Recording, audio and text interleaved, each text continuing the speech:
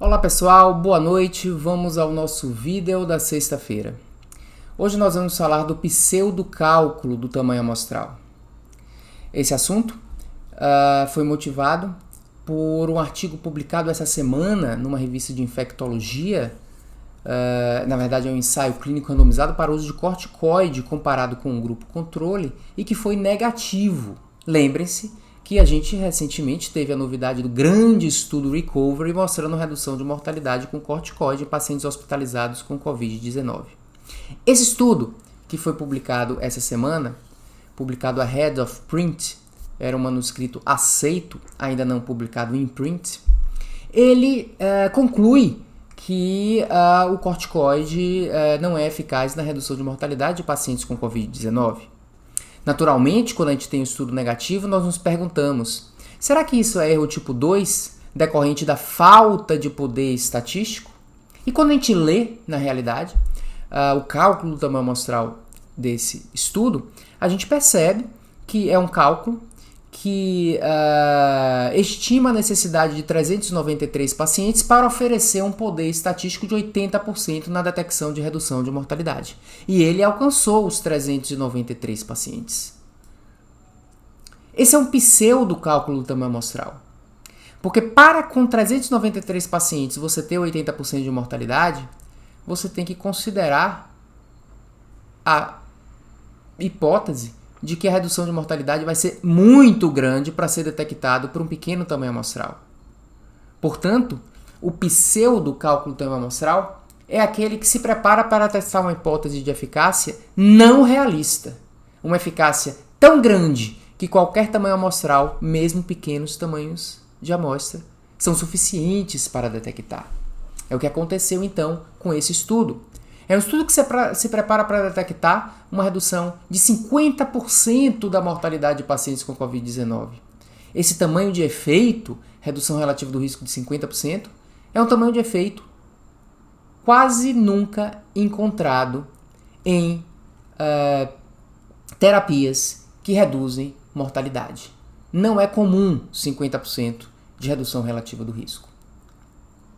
Mas quando eu coloco e me preparo e desejo me preparar por uma redução tão grande, um tamanho amostral de 393 é suficiente. Mas essa redução é irrealista. Portanto, esse não é um estudo que tem o poder de testar uma eficácia realista. E quando você testa algo irrealista tem baixa probabilidade a priori. Se o estudo for positivo, ele vai ter baixo valor preditivo positivo. E se o estudo for negativo, ele é óbvio, porque eu já estava testando algo irrealista. Precisamos, portanto, entender que um verdadeiro cálculo do tamanho amostral é um cálculo que se prepara para gerar um poder, para detectar um tamanho de efeito que tem uma boa probabilidade pré-teste. Você não pode fazer um cálculo do tamanho amostral para um tamanho de efeito de baixa probabilidade pré-teste. Porque ele não é um estudo que vai ter bom valor preditivo positivo, se ele for positivo. E se ele for negativo, como eu estou dizendo, não é novidade. É óbvio. Então o estudo fica fútil. Estudo que simula um poder estatístico adequado para um efeito irrealista é um estudo fútil, porque ele não vai ter valor preditivo positivo e o valor preditivo negativo dele, que é muito bom porque a gente já sabia que o fenômeno não existia. Então a gente tem que sempre pensar se o cálculo do tamanho amostral está testando uma hipótese de eficácia adequada e entender que um estudo ele não testa eficácia ou não eficácia na realidade. A gente tem que perguntar que eficácia esse estudo está testando. Então, se o estudo se prestou a testar e detectar 50% de redução relativa do risco, quando negativo, ele é negativo em relação a 50% de redução relativa de risco. Ele não nega 40% de redução relativa de risco, nem 30%, nem 20%, nem 15%. Ele não é um estudo que diminui a probabilidade desses níveis de redução relativa. E lembrem-se que o grande estudo Recovery, esse sim, com poder estatístico para detectar uma redução de mortalidade realista, foi positivo, mostrando uma redução relativa de risco menor do que 20%. Então, um estudo que está testando 50% de redução relativa de risco não nega o resultado positivo do Discovery. Ele só nega o óbvio, que não é 50% de redução relativa do risco. Mas ele não nega 49%, 48%. Como 50% já é algo improvável, o estudo não agrega muito valor. E isso caracteriza o pseudocálculo do tamanho amostral. Então, ao ler um cálculo do tamanho amostral, a gente tem que observar, ok, é 80% de poder, que é o poder estatístico minimamente necessário para um estudo. Ele previu um tamanho amostral, conseguiu alcançar aquele tamanho amostral. Mas a pergunta muito importante nessa situação é se a hipótese de eficácia, em sua magnitude, é uma hipótese realista, ou seja, com uma probabilidade a priori razoável. Agora vem a pergunta: por que as pessoas calculam ou pseudo-calculam o tamanho amostral? Eu acho que o fenômeno aí é o fenômeno do desejo de testar a mortalidade. Porque quando eu digo que meu estudo, desfecho primário era de mortalidade, como é o caso desse estudo, eu estou dando mais relevância ao estudo. Mas eu pergunto, para que uma relevância se o estudo não será verdadeiro? É, na realidade, uma pseudo-relevância.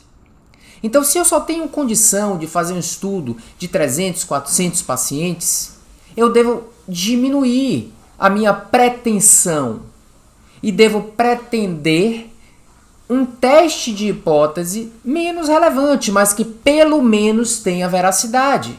Ou seja, eu devo pretender um estudo de valor, mas que o valor dele seja exploratório, gerador de hipótese. E qual é o caso nessa situação? Que eu coloque um desfecho intermediário, talvez um desfecho substituto, que não vai modificar a conduta, mas se o estudo for positivo, ele sugere uma possibilidade. Como esse estudo provavelmente foi desenhado antes do Recovery, enquanto gerador de hipótese ou enquanto estudo exploratório, ele teria validade se a utilização do corticoide fosse utilizada para um desfecho substituto, como por exemplo, a função pulmonar, trocas gasosas, saturação, alguma variável numérica desse tipo, que o tamanho amostral de 393 poderia estar adequado para detectar um efeito realista. Claro que ele não é redução de mortalidade, portanto aquele estudo não teria a notoriedade que ele pode vir a ter quando a gente olha que é um estudo que teve o desfecho primário para a mortalidade. Mas, enquanto verdadeiros cientistas, nós não devemos procurar notoriedade a qualquer custo. Nós devemos, em primeiro lugar, procurar veracidade. E a notoriedade ou a relevância do achado depende muito mais do resultado do que propriamente dessa pseudo-utilização de desfechos. Eu acho que isso é que media o desejo de colocar mortalidade como desfecho primário a qualquer custo. Esse estudo não tem valor. Ele só teria valor de mortalidade se ele fosse muito maior como o Recovery. Então ficam aqui algumas lições. Fiquem sempre atentos para o cálculo do tamanho amostral. Não adianta só olhar se o valor numérico de pacientes planejado foi alcançado. A gente precisa olhar se a hipótese é realista, a hipótese de eficácia do ponto de vista numérico. E precisamos entender que ciência se faz com pequenas partes e pequenas informações que vão se acumulando. E um cientista que não tiver condição de testar redução de mortalidade é um cientista de valor. Se ele mostrar um bom estudo para um desfecho substituto, que não é modificador de conduta, mas agrega uma informação como um tijolinho na construção de um conhecimento. Bons cientistas são aqueles que oferecem tijolos de valor, não aqueles que tentam trazer uma grande construção, só que é uma construção como uma casa de palha, que se o lobo chegar e soprar, ela desaba na hora. Não podemos construir estudos casa de palha. É melhor que ao invés de construir uma casa, a gente proporcione à comunidade científica um tijolo. Esse tijolo tem muito mais valor do que uma casa de palha, porque é o acúmulo de tijolos que levará à construção do conhecimento científico definitivo. Portanto, cuidado com os pseudocálculos de tamanho amostral.